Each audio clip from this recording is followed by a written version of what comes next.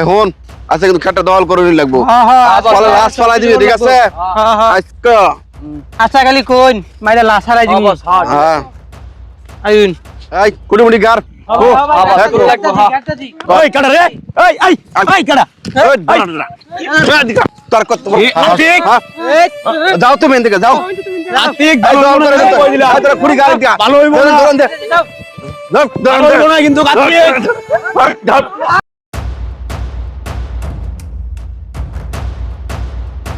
ধর ধর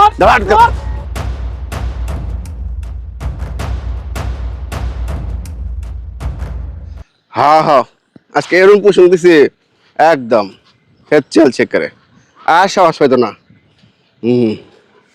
দশা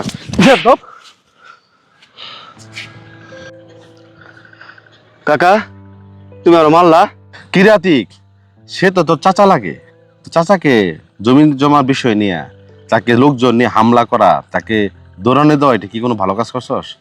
তোর বাবা একটু ভালো মানুষ ছিল, তোর বাবার এখনো সুনাম আছে, আর সেই বাবার ঘর থেকে কুলাঙ্গার হয়েছিস তুই। সে তো তোর চাচা লাগে, জমি জমা বিরোধ থাকতেই পারে, তার মানে ভাতিজা হয়ে চাচাকে হাত দিবি তুই? তুই তো একটা কুলাঙ্গার। আর আমাদের ভাবতে খারাপ লাগে, তোর মধ্যে কুলাঙ্গার আমাদের বংশের লোক, তোর মধ্যে কুলাঙ্গার আমাদের আপন ভাতিজা, ভাবতে খারাপ লাগে। চাচা তুমি জানো ব্যাপারটা, বিষয়টা সমাধান হইতেছে না দেখেই তো আমি দল করে বেড়াইছি। হ্যাঁ বসে বুঝা দিতেছে না, লোকজন লইছে লিগে আর কি করাম, দোজোর বাদ ভাঙ গেলাইছে। মীমাংসা হইতেছে না দেখে তুই বাইরে লোকজন নিয়ে আসবি? আমরা কি মরে গেছি রে? আমরা বাচ্চা থাকতে আমাদের ভাইয়ের রূপে বাইশটার হাত দিব? হ্যাঁ, তোর এত বড় শ্বাস করতে হইলো?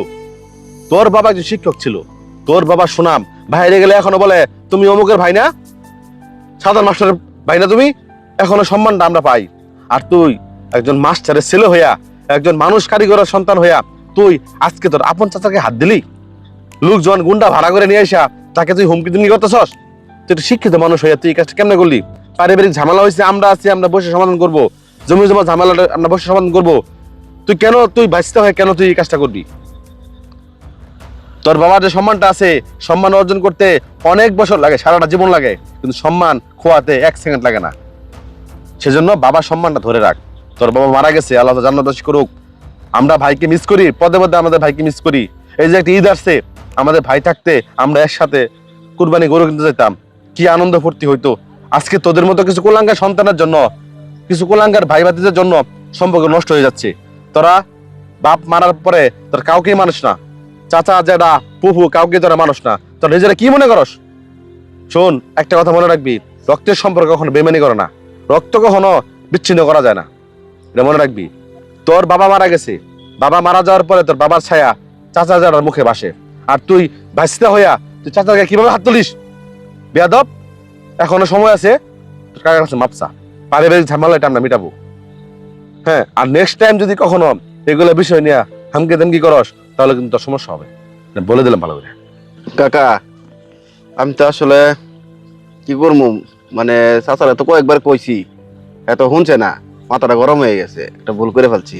চাচা আমার ভুল হয়ে গেছে, চাচা আমার মাফ করে দিও চাচা।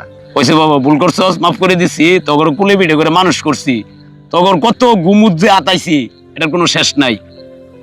আর শেষ সময়ে তুই আমার বাইরে থেকে লুকাই না বাবা, মারবার লেগে বাইরে থেকে লুকানছর বাবা, এই জিনিসটা বাবা আশা করি না বাবা। তুই আমার কইতি আমি তোর সব দিয়ে দিতাম বাবা, তুই আমার একটা বার গলি না গে, আমি তোর সব দিয়ে দিতাম।